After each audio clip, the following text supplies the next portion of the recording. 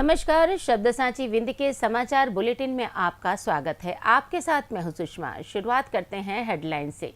Deputy CM के प्रयासों से रीवा में इंडिगो का बनेगा नया स्टेशन। छिंदवाड़ा हादसे के बाद रीवा में कफ सिरप पर सख्ती। रीवा में उप मुख्यमंत्री ने निर्माण कार्यों का किया निरीक्षण। रीवा में दुर्गा विसर्जन के दौरान गौरिल्ला का मजेदार सरप्राइज। मऊगंज में चोरी के आरोप में युवक को निर्वस्त्र कर घुमाया। रीवा में सड़क मेंटेनेंस के नाम पर डस्ट डालकर लाखों रुपए उड़ाए। रीवा में दुर्गा पंडाल के सामने 4 व्हीलर वाहन ने मासूम को कुचला।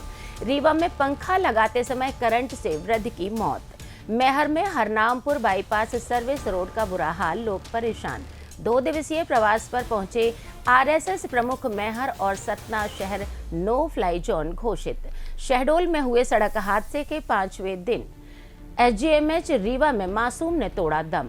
सीधी के संजय टाइगर रिजर्व में 2 बाघ शावक जंगल में खेलते दिखे। सिंगरौली में 6 गायों की संदिग्ध मौत, जहर देने का शक। रीवा में 2 दिनों से भारी बारिश, फसलों पर असर। जादू देखा है, हम दिखाते हैं। आप सोचिए, हम बनाते हैं।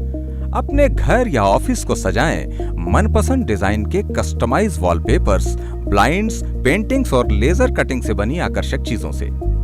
आज ही कॉल कीजिए 7611125428, क्योंकि आपकी कल्पनाओं को पंख देना भी जरूरी है।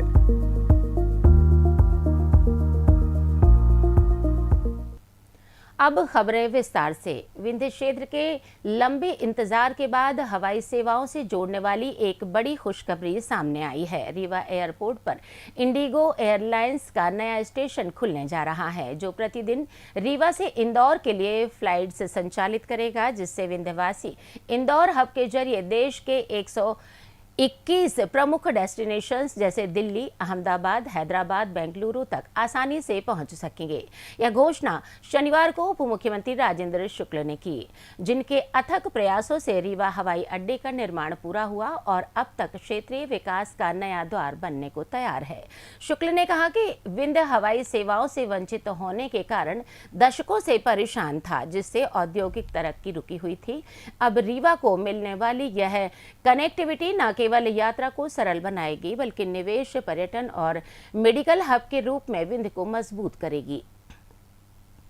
मध्य प्रदेश के छिंदवाड़ा में जहरीली कोल्ड रिफ कफ सिरप से 12 बच्चों की मौत के बाद पूरे राज्य में स्वास्थ्य विभाग सतर्क हो गया है, जिसमें रीवा जिले में अस्पतालों व दवा दुकानों पर कफ सिरप की गहन जांच शुरू कर दी गई है, ताकि गुणवत्ता व सुरक्षा मानक सुनिश्चित हो सके।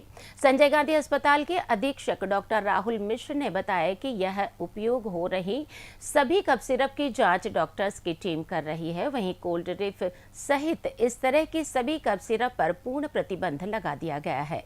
शनिवार को रीवा पहुंचे डिप्टी सीएम राजेंद्र शुक्ल ने कहा कि घटना दुखद है और मुख्यमंत्री के निर्देश पर संदिग्ध सैंपल प्रयोगशालाओं में भेजे जा रहे हैं। यदि कहीं कफ सिरप मिलती है तो जब्ती होगी, लेकिन नष्ट नहीं। साथ ही राज्य स्तर पर विशेष जांच टीम गठित की गई है। रीवा में पहले से अवैध नशीली सिरप की समस्या को देखते हुए निगरानी और तेज कर दी गई है। कल देर रात जो एक कोल्ड ड्रिप करके कफ सिरप होती है, जिसके लिए 1 अक्टूबर को ही लिखा गया था तमिलनाडु सरकार को कि इस कोल्ड ड्रिप की जांच कराई जाए कि इसमें डाईएथिलीन जैसा जो टॉक्सिक सब्सटेंस होता है वो उसमें है कि नहीं है। तो कल देर रात जो रिपोर्ट आई है उसमें 40% से ज़्यादा 48% डाईएथिलीन उसमें मिक्स पाया गया है। तत्काल इसको पूरे मध्य प्रदेश में बिक्री के लिए बैन कर दिया गया है। तमिलनाडु सरकार को लिखा गया है कि इस फैक्ट्री और मालिक के खिलाफ कड़ी कानूनी कार्रवाई करे।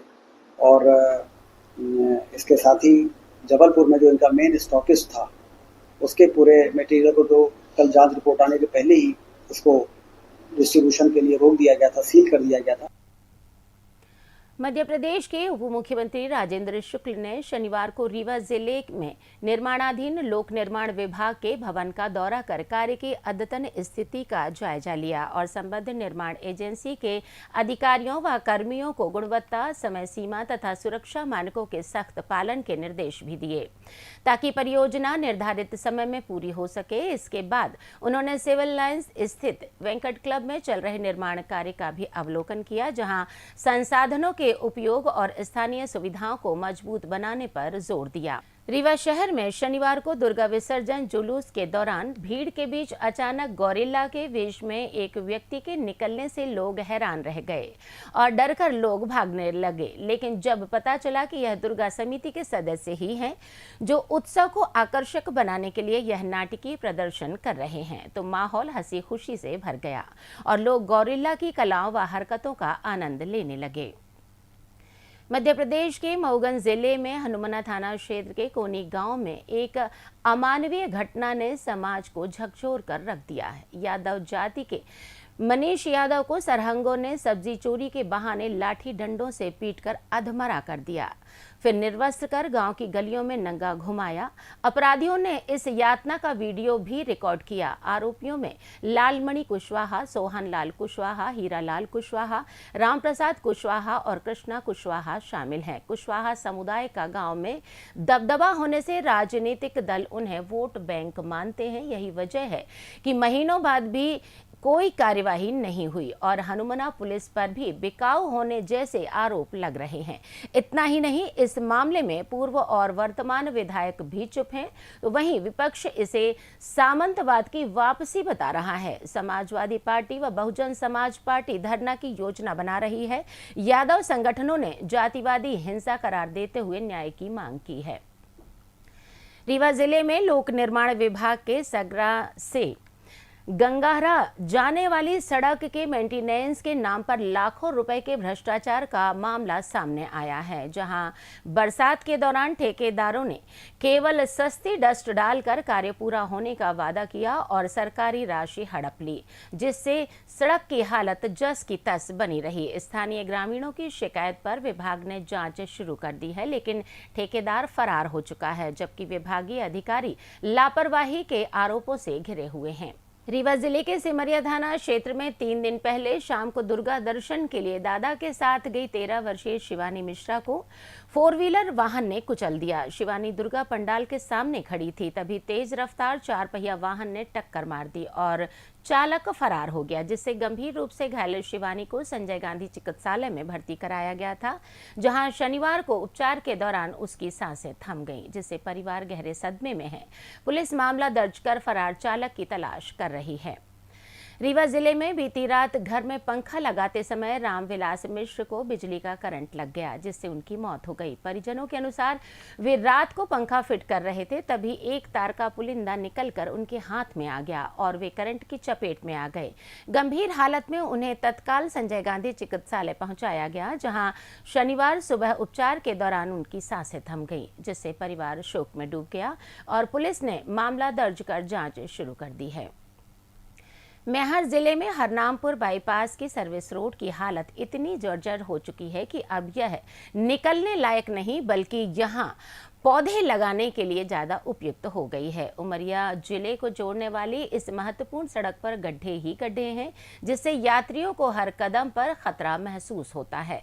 सत्ता पक्ष के नेता चुप्पी साधे हुए हैं, जबकि स्थानीय जनता ने कलेक्टर से कई बार मरम्मत की गुहार लगाई है। हरनामपुर बाईपास की दोनों तरफ बनी सर्विस रोड हाल ही में बनी है, लेकिन अभी गारंटी पीरियड में ही यह टूट फूट गई है। स्थानीय निवासियों के अनुसार सड़क पर इतने गड्ढे हैं कि वाहन चलाना जोखिम भरा हो जाता है। बरसात के बाद तो हालत और भी खराब हो गई है। कीचड़ और पानी जमा होने से दुर्घटनाओं का खतरा बढ़ गया है। राष्ट्रीय स्वयंसेवक संघ के सरसंघ चालक डॉक्टर मोहन भागवत 4 अक्टूबर को मैहर एवं सतना के 2 दिवसीय प्रवास पर पहुंचे, जहां सुबह मैहर रेलवे स्टेशन पर उतरने के बाद उन्होंने सबसे पहले मां शारदा देवी मंदिर में दर्शन किए और फिर पतौरा गांव में विंध्य क्षेत्र के पारंपरिक व्यंजनों का भोजन ग्रहण किया, जो संघ के कार्यसेवक गोंदिया गेंदिया चतुर्वेदी की रसोई में तैयार किया गया था। इसके बाद सरस्वती आवासीय विद्यापीठ सतना में प्रांत स्तरीय विस्तारक वर्ग को मार्गदर्शन प्रदान करने के बाद वे रात्रि विश्राम करेंगे। 5 अक्टूबर को सुबह 10:30 बजे सिंधी कैंप में बाबा मेहर शाह दरबार साहिब का लोकार्पण करने के बाद 11 बजे बीटीआई ग्राउंड में सभा को संबोधित करेंगे और उसी दिन रीवा इतवारी एक्सप्रेस से नागपुर के लिए प्रस्थान करेंगे। उनके दौरे के दौरान सुरक्षा के कड़े इंतजाम किए गए हैं, जिनमें 5 एडिशनल एसपी, 15 डीएसपी और कुल 400 जवान तैनात हैं। जबकि मैहर तहसील एवं सतना शहर को नो फ्लाई जोन घोषित कर दिया गया है। सुरक्षा इतनी सतर्क है कि यहां परिंदा पर ना मार सके और मीडिया को पूर्णतः प्रतिबंधित कर दिया गया है। शहडोल जिले के बाणसागर में 29 सितंबर को दुर्गा पंडाल के पास खेल रहे बच्चों को तेज रफ्तार बाइक सवार युवक ने टक्कर मार दी थी, जिसमें से 3 मासूम घायल हो गए। इनमें गंभीर चोटों से जूझ रहे करौंदिया निवासी 10 वर्षीय मनीष पाल की शनिवार को संजय गांधी चिकित्सालय में उपचार के दौरान मौत हो गई। बताया जा रहा है कि तेज रफ्तार बाइक ने बच्चों को रौंद दिया, जिससे 2 को गंभीर चोटें आई। हादसे में मनीष को सिर और पैर पर चोट लगी, जिसके चलते मल्टीपल ऑर्गन फेलियर से उसकी जान चली गई। सीधी के संजय टाइगर रिजर्व में शनिवार को दोपहर सामने आए एक वीडियो में 2 बाघ शावकों को जंगल की हरियाली में खेलते हुए देखा गया, जिससे पर्यटक पंकज सिंह ने सुबह लगभग 200 मीटर दूर से शूट किया, फेसबुक पर शेयर भी किया। पार्क खुलने के बाद पहली बार इतनी निकटता से शावकों को कैद किया गया। डीएफओ राजेश खन्ना टी ने बताया कि इस वीडियो से पर्यटकों का उत्साह बढ़ा है, जिसके चलते पिछले 1 हफ्ते से सभी जंगल सफारी बुकिंग पूरी हो चुकी है। जबकि प्रबंधन ने कॉलर आईडी सिस्टम से बाघों की गतिविधियों पर नजर रखकर पर्यटकों को ज्यादा साइटिंग के अवसर उपलब्ध कराए हैं। सिंगरौली जिले के सराय इलाके के बरका चौकी क्षेत्र में जंगल में चरने गई 6 गायों की अचानक मौत से ग्रामीणों में हड़कंप मच गया, जहां स्थानीय जनों ने गायों को जहर देकर मारने की आशंका जताई है। घटना की सूचना पर पुलिस और पशु चिकित्सा टीम मौके पर पहुंची, जहां प्राथमिक जांच में मौत जहर से होने की संभावना सामने आई है। पशु चिकित्सा अधिकारी अनामिका विश्वकर्मा ने बताया कि मृत गायों का मौके पर पोस्टमार्टम किया गया और सैंपल लैब भेजे गए हैं, जिसकी रिपोर्ट आने के बाद सटीक कारण स्पष्ट होगा। जबकि ग्रामीणों ने गौशाला प्रबंधक व पंचायत प्रतिनिधियों को सूचित कर तत्काल कार्यवाही की मांग भी की है। रीवा जिले में क्वार महीने में भी पिछले 2 दिनों से सावन जैसी बारिश की झड़ी लगी हुई है, जहां शुक्रवार सुबह से शुरू हुई बारिश देर शाम तक होती रही और रात में भी कुछ स्थानों पर जारी रही। जबकि शनिवार को काले घने बादलों के बाद कुछ देर धूप खिली, लेकिन दोपहर से फिर बारिश का दौर शुरू हो गया, जिससे जनजीवन बुरी तरह प्रभावित हो गया। बंगाल की खाड़ी में बने मजबूत चक्रवात के कारण हो रही इस बारिश से खरीफ की धान फसल को लाभ होगा। वहीं रबी सीजन में दलहन फसलों की बोनी बाधित हो सकती है। हालांकि उमस भरी गर्मी में लोगों को काफी राहत मिली है। अब जान लेते हैं शहर में कल होने वाले कार्यक्रम। रीवा में रॉयल राजपूत संगठन की शोभा यात्रा स्वामी विवेकानंद पार्क से शिल्पी प्लाजा तक निकाली जाएगी। वन्य प्राणी संरक्षण सप्ताह के तहत Maharaja Martand Singh Judeo white tiger safari and zoo Mukund में विभिन्न गतिविधियों का आयोजन किया जाएगा। दुग्ध समृद्धि संपर्क अभियान के तहत पशुपालन विभाग के अमले एवं मैत्री कार्यकर्ताओं द्वारा पशुपालकों को पोषण, पशु स्वास्थ्य एवं नस्ल सुधार हेतु जागरूक किया जाएगा। इसी के साथ ये समाचार बुलेटिन समाप्त हुआ। कल फिर मिलेंगे नई खबरों के साथ। जुड़े रहिए शब्द साची विंध्य से, और विंध्य से जुड़ी तमाम खबरों के लिए हमारे चैनल को सब्सक्राइब जरूर कीजिए। अपने आसपास की खबरें हम तक पहुंचाने के लिए स्क्रीन पर दिए गए नंबर पर आप संपर्क भी कर सकते हैं। धन्यवाद।